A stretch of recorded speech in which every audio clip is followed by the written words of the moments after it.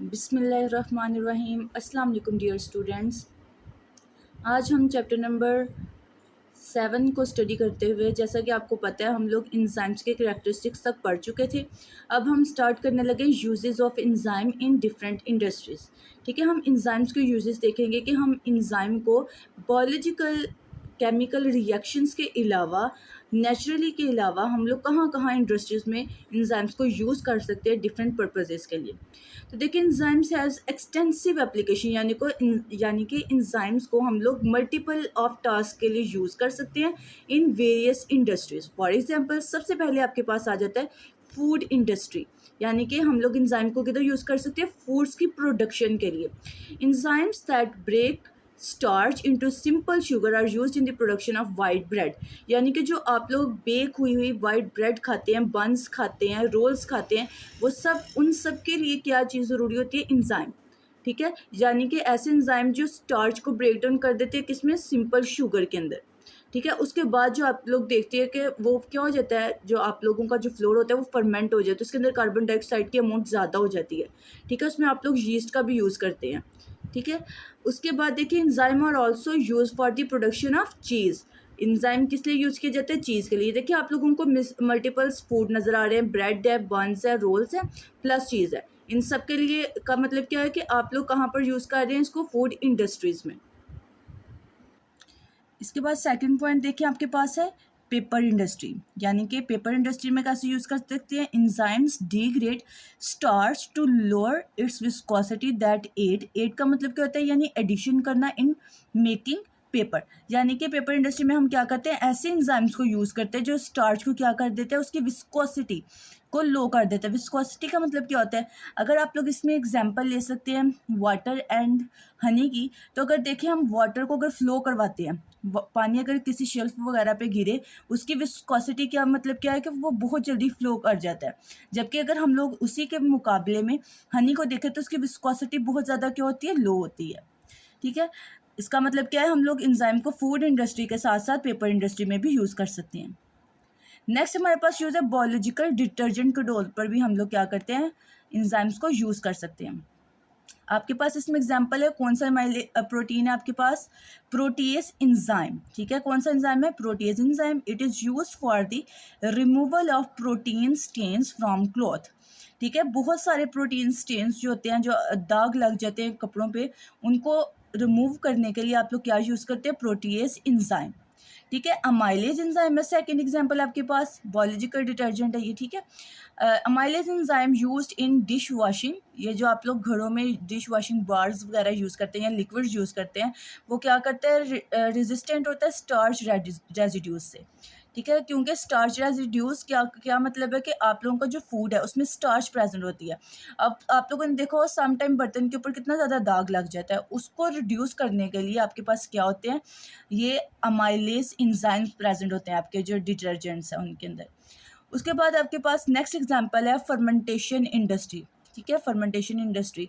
अब देखें, नेचुरली भी फर्मेंटेशन का प्रोसेस होता है। फॉर एग्जांपल, आप लोगों का जो आटा है वो पड़ा पड़ा क्या होता है? खमीर हो जाता है। खमीर होने का मतलब क्या होता है? वो फर्मेंट हो गया है। ठीक है, अब आप इसको आर्टिफिशियली भी कर सकते हैं। अब देखिए, enzymes degrade starch and protein to produce simple sugar. ठीक है, अब ये क्या फर्मेंटेशन का प्रोसेस है जिसमें सिंपल शुगर में कन्वर्ट हो रहा है अमीनो एसिड्स में। देखिए, प्रोटीन जो कैसे बना है? अमीनो एसिड्स की फॉर्म में। ठीक है, अमीनो एसिड्स मिलते हैं तो प्रोटीन बनता है। अब क्या हो गया? फर्मेंटेशन के प्रोसेस में प्रोटीन अगेन कन्वर्ट हो जाता है अमीनो एसिड्स में और पेप्टाइड्स में। ठीक है, these substances are used by the microorganisms की हेल्प से आप करते हैं फर्मेंटेशन। फॉर एग्जाम्पल, आपके पास यीस्ट है। ठीक है, in fermentation to produce different product of human use, और इससे आप लोग डिफरेंट प्रोडक्ट्स बना सकते हैं ह्यूमन यूज के। नेक्स्ट आपके पास है मैकेनिज्म ऑफ इंजाइम एक्शन। ठीक है, अभी हम लोगों ने यूजेस पढ़े हैं, यूजेस के बाद आपके पास आ जाते हैं mechanism of enzyme action. Mechanism का मतलब क्या होता है? प्रोसेस, मेथड, किस मेथड से या किस प्रोसेस के थ्रू इंजाइम जो है एक्ट करते हैं। अब हम उनका क्या देखेंगे? एक्शन देखेंगे। सबसे पहले देखिए, एन एंजाइम हैज़ वन और मोर पॉकेट और क्लेफ्ट ऑन इट्स सरफेस, यानी कि कोई भी एंजाइम है उसकी सरफेस के ऊपर कोई पॉकेट, कोई हॉलो स्ट्रक्चर प्रेजेंट होता है।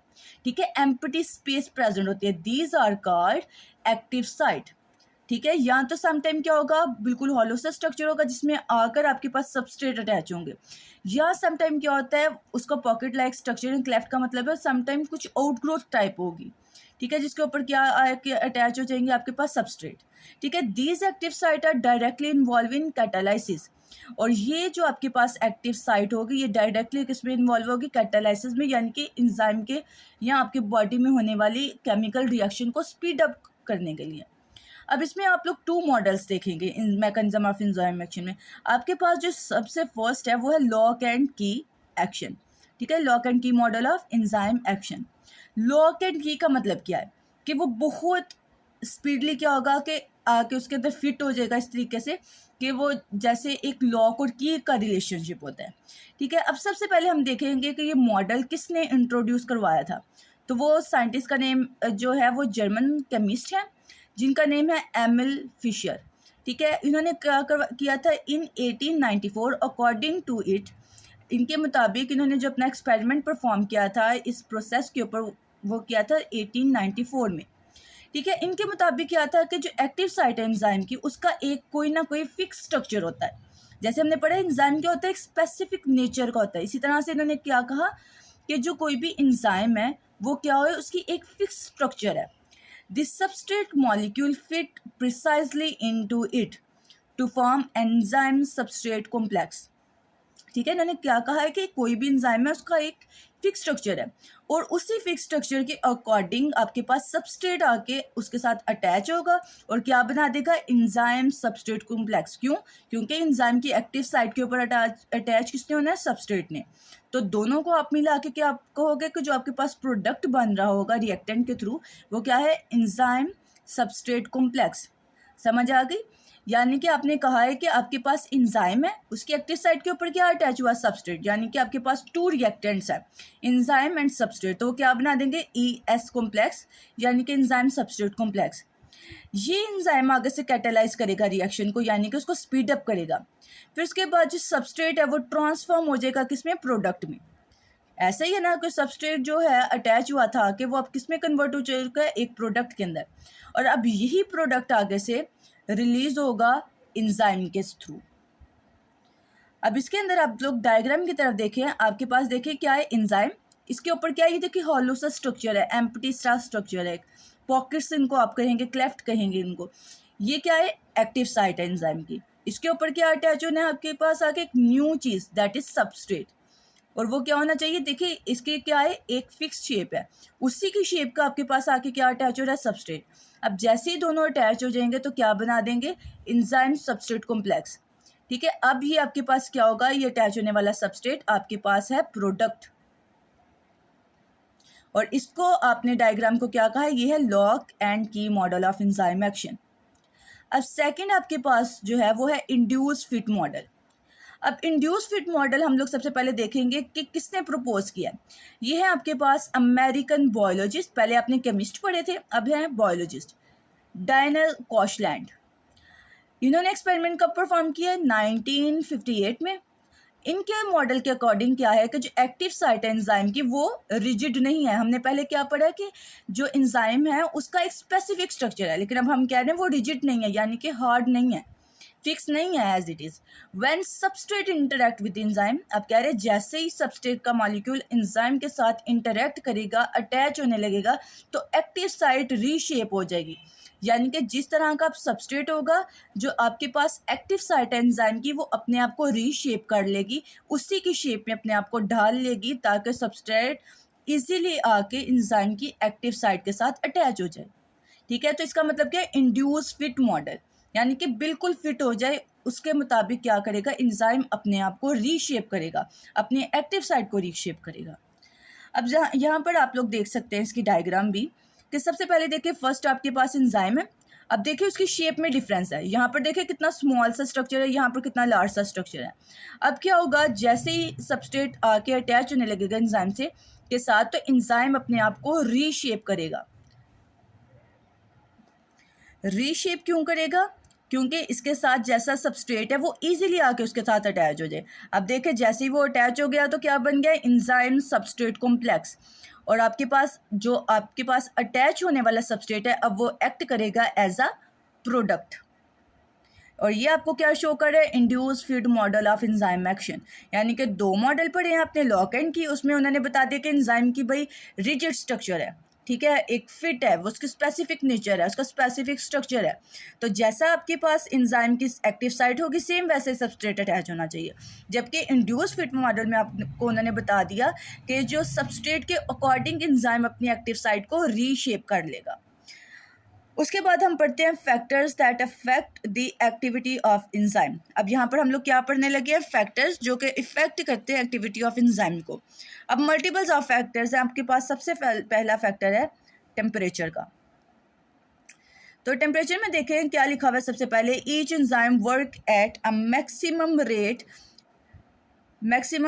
Rate at a specific temperature called optimum temperature. सबसे पहले आप लोग बताएंगे टेम्परेचर के बारे में कि ऑप्टिमम टेम्परेचर क्या होता है, यानी कि जितना ज़्यादा टेम्परेचर होगा, लेकिन वो भी ज़्यादा से मुराद भी क्या है, स्पेसिफिक टेम्परेचर।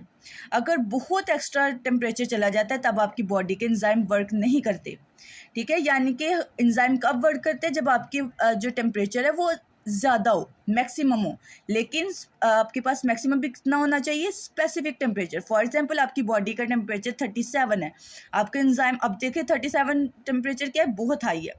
अब मैक्सिमम है ये टेम्परेचर, अगर इससे ज़्यादा 38 तक चला जाता है आपके जो एंजाइम है वो वर्क नहीं करेंगे, ठीक है। फॉर एग्जांपल आप लोग इस कंडीशन में आप लोग एग्जांपल ले सकते हैं फ़ीवर की। जब आपको बहुत ज़्यादा फ़ीवर हो जाता है तो आप लोग कुछ भी खाते हैं पीते हैं, आप लोगों का फर्स्ट ऑफ ऑल दिल नहीं करता, और जब आप लोग खाते हैं तो वॉमिटिंग हो जाती है। उसका रीज़न क्या है, क्योंकि जो आपके जिन एंजाइम ने फूड की ब्रेक डाउन करनी है वो एंजाइम ही नहीं वर्क कर पाते। क्यों नहीं वर्क कर पाते, क्योंकि आपकी बॉडी का टेम्परेचर बहुत हाई है, ठीक है। अब देखें the optimum temperature for most of the human body is 37 degree centigrade, ठीक है। When temperature is rises to certain limit, यानी कि अब ये सर्टेन लिमिट बता दी गई है 37 की, अगर इससे ज़्यादा इंक्रीज हो जाता है, बॉडी की हीटअप हो जाती है, तो क्या होती है, ये जो हीट होती है वो मॉलिक्यूल्स को मूवमेंट करवाना शुरू कर देती है। मॉलिक्यूल्स क्या करते हैं, वाइब्रेट होना शुरू कर देते हैं, ठीक है। और रेट ऑफ एंजाइम एक्शन क्या हो जाएगा, इंक्रीज हो जाएगा एक सर्टेन लिमिट तक बता रहे हैं। अगर इस सर्टेन लिमिट से इंक्रीज हो जाता है, ऑप्टिमम टेम्परेचर से हाई लेवल हो जाता है, तो देखें आपकी बॉडी में क्या होना शुरू हो जाता है कि जितने भी ऑप्टिमम टेम्परेचर की वजह से जो हीट है वो एंजाइम मॉलिक्यूल्स की बॉन्ड को ब्रेक कर देगी, और उसका जो ग्लोबुलर स्ट्रक्चर आपने पढ़ा कि एंजाइम का क्या होता है, ग्लोबुलर स्ट्रक्चर होता है, वो लॉस्ट हो जाएगा, वो ख़त्म हो जाएगा, ठीक है। और इस कंडीशन को आप लोग क्या बोलोगे, that is called denaturation of enzyme, यानी कि उसकी नेचर चेंज कर दोगे आप लोग। इस रिजल्ट में क्या होगा कि डिक्रीज हो जाएगा एंजाइम एक्शन। समझ आ गई स्टूडेंट। हम लोगों ने पढ़ा टेम्परेचर के अंदर जो टेम्परेचर है वो 37 डिग्री सेंटीग्रेड है, ये मैक्सिमम भी है, ये ऑप्टिमम टेम्परेचर है, और ये सर्टेन लेवल का है। अगर इस टेम्परेचर से ज़्यादा इंक्रीज़ हो जाता है टेम्परेचर आपकी बॉडी का, इसका मतलब क्या है, एंजाइम का जो एक्शन है वो रिड्यूस हो जाएगा, और इस प्रोसेस को आप डीनेचुरेशन ऑफ एंजाइम बोलोगे। क्यों, क्योंकि हीट की वजह से जो बॉन्ड्स हैं एंजाइम के वो ब्रेक हो जाएंगे, उनके अंदर वाइब्रेशन आ जाएगी, उनका जो ग्लोबुलर स्ट्रक्चर है वो रिड्यूस हो जाएगा। सेकंड पॉइंट है आपके पास पीएच का, ठीक है। पीएच अब आपके बॉडी का, इसमें भी आप लोग देखोगे कि एक ऑप्टिमम लेवल तक आपकी पीएच होनी चाहिए। आप लोगों ने देखा एसिडिक और बेसिक। अब जितनी ज़्यादा एसिडिक हो जाएगी तो इसका मतलब क्या है, आपका एंजाइम वर्क नहीं करेंगे। देखिए एंजाइम बहुत ज़्यादा सेंसिटिव होते हैं हाइड्रोजन आयन से। आपकी बॉडी में जितने ज़्यादा हाइड्रोजन आयन्स होंगे, इसका मतलब क्या है, आपकी बॉडी के अंदर एसिडिटी बढ़ती जा रही है, ठीक है। अगर ज़्यादा है तो इसका मतलब एंजाइम ज़्यादा वर्क करेंगे, लेकिन एक स्पेसिफिक पीएच तक, जिसको आप लोग बोलते हो optimum pH. The change in pH में effect the ionisation of amino acid at active site of enzyme, यानी कि क्या होगा, अगर पीएच ज़्यादा इंक्रीज हो जाते हैं तो अमीनो एसिड की आयोनाइजेशन चेंज हो जाएगी, तो उसकी वजह से क्या होगा, जो अमीनो एसिड है, अमीनो एसिड का मतलब क्या है, प्रोटीन, ठीक है, तो वो कहाँ पर प्रेजेंट, एक्टिव साइट पे, तो एक्टिव साइट चेंज हो जाएगी। अब बता रहे हैं स्लो डाउन एंजाइम एक्टिविटी और ब्लॉक कर देगा उसको कम्प्लीटली, क्योंकि जब शेप चेंज हो जाएगी तो सबस्ट्रेट कैसे आकर उसके ऊपर फिट हो सकेगा। तो कहते हैं कि डिफरेंट एंजाइम्स का डिफरेंट ऑप्टिमम पीएच लेवल होता है। फॉर एग्जांपल आपको डिफरेंट एग्जांपल दे रहे हैं इसमें। सबसे पहली आपके पास है एग्जांपल पेप्सिन की, ठीक है। जो पेप्सिन है वो स्टमक में तब वर्क करता है जब एसिडिक मीडियम हो, और एसिडिक मीडियम भी कितना होना चाहिए, 1.5 से 2 पॉइंट तक, अदरवाइज वर्क नहीं करेगा। ट्रिप्सिन आपके पास सेकंड एग्जांपल, ये कहाँ पर है, आपको स्मॉल इंटेस्टाइन में। अब ये कब वर्क करता है, जब आपके पास एसिडिक नहीं बल्कि एल्कलाइन मीडियम हो, और वो भी कितना होना चाहिए 7 से 8, इससे ज़्यादा हो जाएगा तब भी वर्क नहीं करेगा। 1.5 या 2 से ज़्यादा हो जाएगा तब भी वर्क नहीं करेगा पेप्सिन। ठीक है, एक आपके पास कहाँ पर है पेप्सिन, स्टमक में प्रोड्यूस हो रहा है, ट्रिप्सिन आपके पास इंटेस्टाइन में और एल्कलाइन कंडीशन में प्रोड्यूस हो रहा है। अगर हम लोग इसके ग्राफ की बात करें तो आपको ये देखे नज़र आ रहा है, ये मैक्सिमम है, ठीक है, सबसे हाई, उसके बाद लोएस्ट जा रहा है, फिर यहाँ पर भी आपके पास क्या है ट्रिप्सिन, ये एल्कलाइन कंडीशन और ये एसिडिक कंडीशन आपको शो की जा रही है। ये मैक्सिमम है और मैक्सिमम का मतलब क्या है, ऑप्टिमम लेवल है। अगर इससे और ज़्यादा अबव जाएगी तो वो रिड्यूस होना शुरू हो जाएगी, और अगर इससे कम जाएगी तब भी रिड्यूस होना शुरू हो जाएगी। सेम टेम्परेचर की भी यही कंडीशन है। उसके बाद आपके पास थर्ड पॉइंट है सबस्ट्रेट कंसंट्रेशन। अब क्या है, आप लोग इसमें पढ़ते हो सबस्ट्रेट की कंसंट्रेशन। अगर सबस्ट्रेट के नंबर ज़्यादा होंगे तो इसका मतलब क्या है, एक्टिव साइट पे आकर ज़्यादा बाइंड करेगा। लेकिन अगर सबस्ट्रेट के नंबर बहुत ज़्यादा ऑप्टिमम लेवल से ज़्यादा चले जाते हैं तो एक्टिव साइट तो बचेगी ही नहीं। ठीक है, एक्टिव साइट सारी फिल हो जाएंगी और सबस्ट्रेट क्या हो जाएंगे, आपके पास एक्स्ट्रा रह जाएंगे। तो वो भी क्या होगा, वो भी आपके पास इस प्रोसेस को आप बोलते हो सैचुरेशन। अब देखिए, an increase in substrate concentration increase the rate of action. जितना ज़्यादा सबस्ट्रेट की कंसंट्रेशन ज़्यादा होगी इसका मतलब क्या है, रिएक्शन भी ज़्यादा होगा। हाई सबस्ट्रेट कंसंट्रेशन का मतलब क्या है कि जितनी भी एक्टिव साइट है एंजाइम की वो ऑक्यूपाई हो चुकी हैं, ठीक है, फिल हो चुकी हैं। इस कंडीशन में अब मज़ीद सबस्ट्रेट एक्टिव साइट के साथ अटैच नहीं हो सकते क्योंकि कोई फ्री एक्टिव साइट नहीं बची। तो इस कंडीशन को आप लोग बोलते हो saturation of active site. And reaction does not increase. अब जब कि आपके पास कोई एक्टिव साइट बाकी नहीं रही ताकि उसके ऊपर सबस्ट्रेट आके अटैच हो, तो वो सबस्ट्रेट क्या हो जाते हैं, एक्स्ट्रा हो जाते हैं। इस कंडीशन में भी आपके पास क्या होगा कि मज़ीद किसी किस्म का कोई एक्शन इंक्रीज नहीं होगा। तो स्टूडेंट्स, आज का हमारा टॉपिक यहीं तक था।